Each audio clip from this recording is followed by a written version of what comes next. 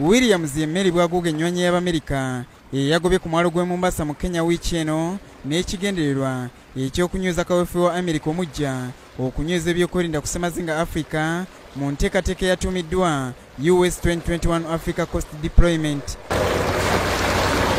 Emmeri eno lugogoma emanyiddwa nga USS Hashude Williams ESB4 eyina obusobozi obubeerako abasirikale abasoba mu 1,000 kw'ossa okwetikka ebyokulwanyisa omuli n'ennyonyi ennwanyi ezisobola okukola ennumba mu bitundu ebiriraanye weeri nga n'ekyagirese Kenya kiki kyayogeza abantu obwama.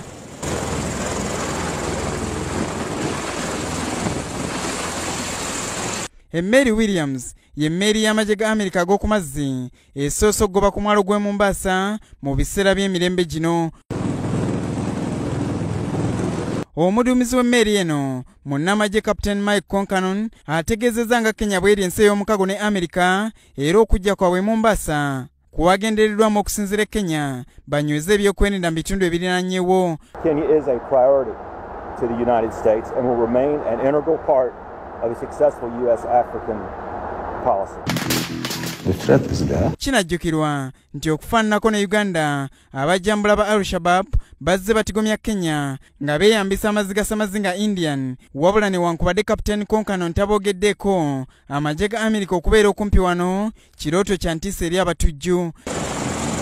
Emmeri eno ezze kola ebikwekoto ku Semazinga Africa ng'ekolagana n'abakulembeze mu bitundu ebyo. Naye abaffe Abamerika okujja kuno ani yabayise era kigendererwa kyabwe ki mu kitundu ky'ensi kino? Kayonga Paul, NBS Masengeje.